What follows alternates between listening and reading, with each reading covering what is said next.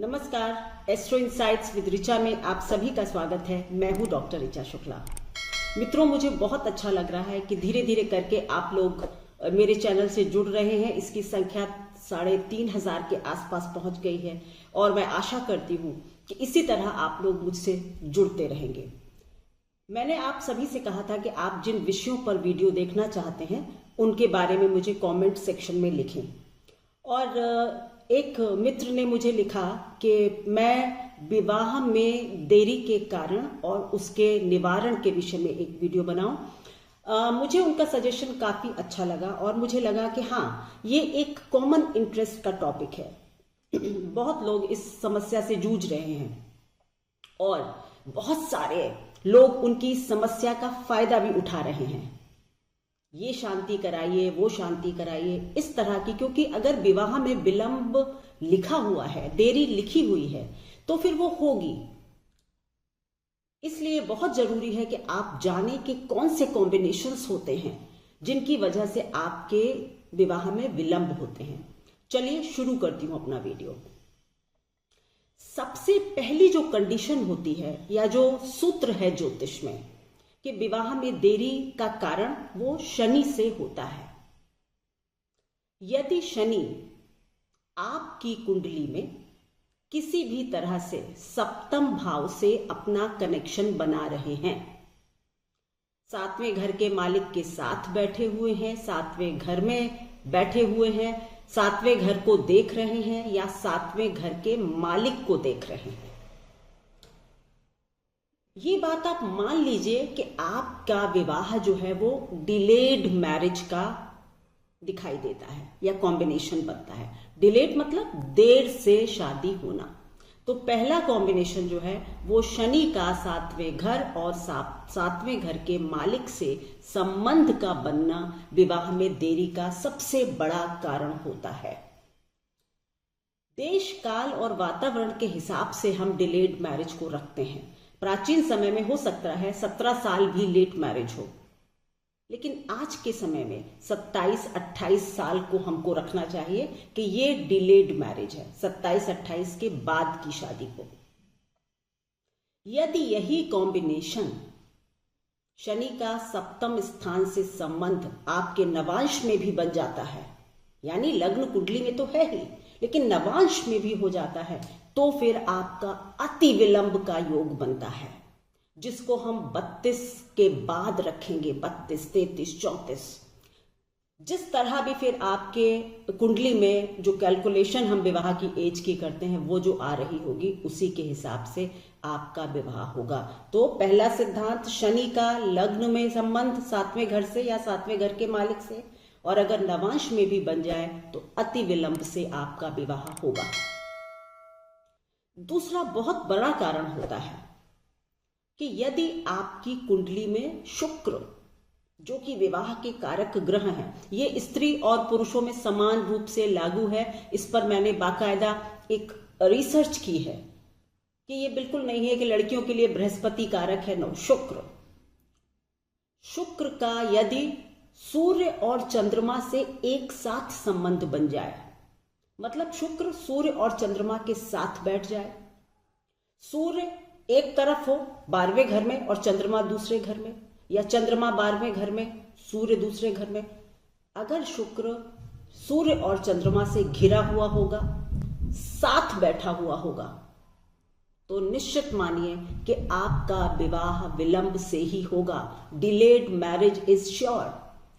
और आपको समझ भी नहीं आएगा कि कारण क्या है। लड़की अच्छी होगी या बच्चा जो लड़का है वो अच्छा होगा, पढ़ा लिखा सुंदर सब, लेकिन बिल्कुल अनवांटेड डिलेज होते जाएंगे और विवाह में विलंब होगा ही होगा।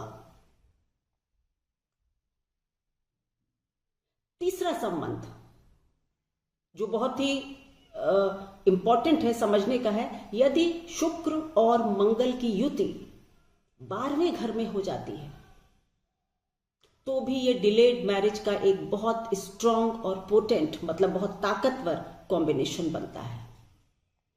आपका विवाह अवश्य देरी से होगा। अगर आपके चौथा सिद्धांत, अगर आपके 8वें घर में कोई क्रूर ग्रह है, सूर्य, शनि, मंगल, राहु, और आपके 9वें घर में भी कोई क्रूर ग्रह है, तब भी आपके विवाह में बहुत विलंब होता है, बहुत देरी, बहुत दिक्कत और डिफिकल्टीज आती हैं। शुक्र से ही जुड़ा हुआ एक और कॉम्बिनेशन, यदि शुक्र से 12वें घर में, यदि शुक्र जहां बैठा है आपकी कुंडली में, उससे 12वें घर में यदि कोई क्रूर ग्रह होगा, शनि, मंगल, राहु, सूर्य, तो भी आपके विवाह होने में बहुत विलंब होगा, अड़चने आएंगी। और अगला सिद्धांत, यदि शुक्र से दूसरे घर में क्रूर ग्रह बैठे हुए हैं, यानी कि जहां भी शुक्र बैठा हुआ है उससे अगले घर में, दूसरे घर में अगर क्रूर ग्रह बैठे हुए हैं, तो शादी तय हो जाती है और इंगेजमेंट वगैरह हो जाती है, लेकिन या तो टूट जाती है या फिर शादी होते वक्त बहुत अड़चने आती हैं। होता है ना कि किसी का विवाह तय हो गया, घर में किसी की मृत्यु हो गई, कोई हॉस्पिटल चला गया, कुछ भी, तो विवाह होने में अड़चन ये कॉम्बिनेशन देता है। शनि का 8वें घर में बैठना भी बहुत हद तक विवाह में विलंब करवाता है। एक बार विवाह हो जाए तो फिर ठीक है, चलता है ठीक, लेकिन विवाह होने में ये अक्सर बहुत विलंब करता है। यदि शुक्र के ऊपर शनि की दृष्टि हो, चाहे तीसरी हो, 7वीं हो या 10वीं हो, बट ज्यादा प्रभावशाली होती है 7वीं दृष्टि, यानी आमने सामने शुक्र और शनि बैठे हों, तो फिर आपका जो इंगेजमेंट है या जो सगाई वगैरह है वो होकर टूटती है, या आज के समय में कोई आपका बहुत क्लोज रिलेशनशिप भी टूटता है और फिर उसके बाद विवाह होता है। राहु और केतु की 7वें स्थान में उपस्थिति, 7वें घर में राहु का बैठना, केतु से ज्यादा राहु का बैठना मैंने देखा है कि ये विवाह में विलंब तो नहीं कराता, ठीक टाइम पर मैरिज हो जाती है, लेकिन बाद में सेपरेशन की संभावना बहुत बढ़ जाती है। ये मानकर चलिए, ये मैं केवल राहु के 7वें घर में बैठने की बात कर रही हूं, उस पर दृष्टि किसकी है ये सब मैं एनालिसिस नहीं कर रही हूं। अगर केवल और केवल राहु 7वें घर में है और उस पर कोई और दृष्टि नहीं है, तो डिवोर्स का बहुत स्ट्रॉन्ग कॉम्बिनेशन बनता है। तो ये कुछ कॉमन कारण थे, बाकी आपकी कुंडली का एनालिसिस करके, विवेचन करके ही हम जान पाते हैं कि किस वजह से विवाह में देरी हो रही है। लेकिन इतना मैं विश्वास से कह सकती हूं कि यदि आपके विवाह में देरी हो रही है तो इनमें से कोई ना कोई कॉम्बिनेशन आपकी हॉरोस्कोप में जरूर प्रेजेंट होगा। निवारण, यदि शुक्र से रिलेटेड कोई भी कारण बन रहा है आपके हॉरोस्कोप में, तो आपके लिए बहुत अच्छा उपाय होता है कि आप जो छोटी बच्चियां होती हैं, कन्याएं होती हैं, उनकी पढ़ाई लिखाई में मदद करना शुरू करें, उनके जीवन को बनाने का प्रयास करें।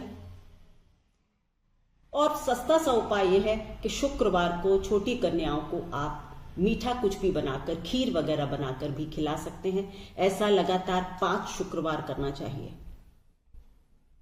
बट सबसे अच्छा उपाय है कि आप यंग बच्चों की शादी में पढ़ाई में मदद करें। अगर शनि से रिलेटेड कोई भी कॉम्बिनेशन डिले का बन रहा है तो आपको हनुमान जी की आराधना करना चाहिए। आपको सुंदरकांड का पाठ मैंने अक्सर अपने जीवन में देखा है कि बहुत फायदेमंद साबित हुआ है। शनि से रिलेटेड अगर विलंब हो रहा है तो हनुमान जी की भक्ति कीजिए, आपका विवाह जल्दी से होगा। ये ऐसे उपाय हैं जिनमें आपको कहीं नहीं जाना, किसी से कुछ नहीं पूछना। हनुमान चालीसा का रोज जाप भी किया जा सकता है, यही मैं ये भी क्लियर कर देती हूं कि ये बाद में ना पूछें कि क्या लड़कियां पढ़ सकती हैं। बिल्कुल पढ़ सकती हैं। किसी भी ईश्वर की आराधना कोई भी कर सकता है। और अगर राहु आपकी कुंडली में परेशानी खड़ी कर रहा है तो शिव की आराधना करें। शिव पर दूध और पानी की बराबर मात्रा मिलाकर चढ़ाएं। आपका वैवाहिक जीवन थोड़ा ठीक होने लगेगा। राहु से रिलेटेड एक और टिप है कि अगर आपके जीवन में बार बार राहु 7वें घर में है और मैरिटल लाइफ, शादीशुदा जिंदगी में परेशानियां हो रही हैं, तो किसी भी झगड़े को 18 दिन, 18 मिनट, 18 घंटे से ज्यादा ना खींचें। अगर वो खींचेंगे तो फिर आप मुश्किल में आ सकते हैं। मिसअंडरस्टैंडिंग्स को जल्दी से जल्दी क्लियर करें। ये थी मेरी एनालिसिस विवाह में देरी के कारण। आशा है आपको इससे जरूर फायदा होगा। आप अपनी कुंडली खुद ही देख सकते हैं और जान सकते हैं कि क्या ऐसा कोई योग बन रहा है। उसके बाद फिर आप थोड़ा निश्चिंत हो जाते हैं और इधर उधर नहीं भटकते हैं। आपका विवाह एग्जैक्टली किस एज में होगा उसके लिए आपको मैं कुंडली देखकर ही बता पाऊंगी, लेकिन ये जनरल चीजें हैं जो मैंने आज आपके साथ शेयर की। Thank you so much. आप मेरा चैनल प्लीज लाइक करें, शेयर करें, सब्सक्राइब करें, बेल आइकन प्रेस करना ना भूलें, तभी आपको नोटिफिकेशंस मिलते हैं। Thank you so much.